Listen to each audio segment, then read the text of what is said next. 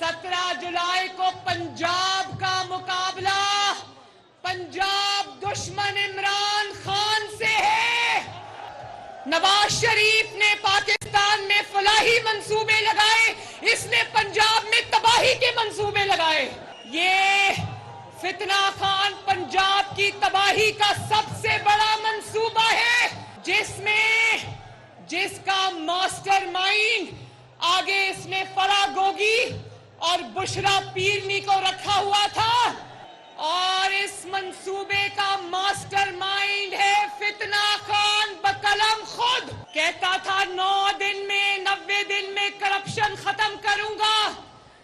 इसने करप्शन का इतना बड़ा मंसूबा पाकिस्तान में मुतारिफ करा दिया कि दुनिया दंग रह गई। ये पहला मैंने हुक्मरान देखा है जिसने पंजाब को लूटने के लिए घर की खवातीन को लगाया हुआ था। कल एक मैंने टीवी पे वीडियो देखी, खैबर पख्तूनख्वा के बड़े बड़े अस्पतालों में बारिश के पानी से अस्पतालों के अंदर बेड जो है वो पानी में तैर रहे थे, मरीजों के बेड।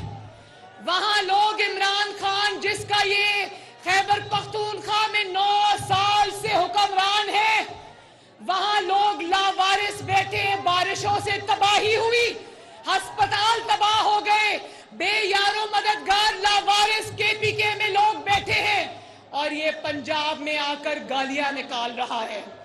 लोग वहां इसको, जहां इसकी हुकूमत है,